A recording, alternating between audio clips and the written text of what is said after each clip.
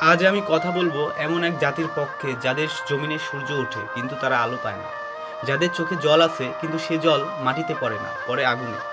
আজ আমি কথা বলবো ফিলিস্তিনের পক্ষে। ফিলিস্তিন, যেখানে শিশুরা শিখে না বর্ণমালা, তারা শিখে বোমা, শব্দ, ক্ষেপণাস্ত্র, শোক, লাশ, শহীদ ইত্যাদি। ইসরায়েল দিনের পর দিন, বছরের পর বছর যেভাবে ফিলিস্তিনিদের ঘরবাড়ি গুঁড়িয়ে দিয়েছে, শিশুদের স্কুলে বোমা ফেলেছে, বৃদ্ধদের গুলি করেছে, এটা কেবল যুদ্ধ নয়, এটা বর্বরতা, এটা গণহত্যা, এটা মানবতার বিরুদ্ধে বড় অপরাধ, সর্বোচ্চ বড় অপরাধ। কিন্তু প্রশ্ন হলো, বিশ্ব চুপ কেন? তার থেকেও বড় প্রশ্ন হলো, আরব বিশ্ব চুপ কেন? সৌদি আরব, সংযুক্ত আরব আমিরাত, মিশর, বাহরাইন, যেসব দেশ নিজেদের মুসলিম উম্মাহর রক্ষাকর্তা বলে দাবি করে, তাদের কণ্ঠে আজ এক ফোঁটা প্রতিবাদের শব্দ নেই।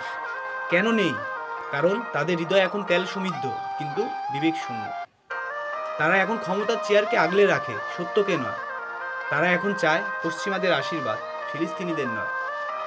ইসরায়েল ফিলিস্তিনিদের ওপর শুধু বোমাই ফেলেনি, তারা ফেলেছে ভয়, নির্মমতা আর বিশ্বাসঘাতকতা। তারা দেয়াল তুলেছে, মানবতাকে ভাগ করেছে। তারা মসজিদে আক্রমণ করেছে, বিশ্বাসে আঘাত দিয়েছে।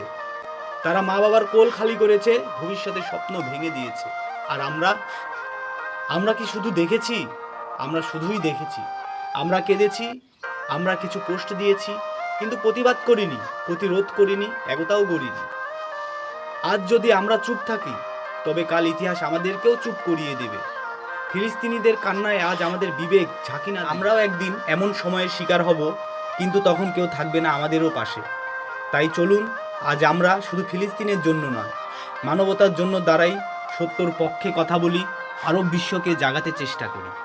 কারণ একজন নিপীড়িত মানুষের জন্য আওয়াজ তোলাও এটাও ইমানের অংশ। তাই সবাই একসঙ্গে বলি, enough is enough, stand for humanity, stand for Palestine. ধন্যবাদ।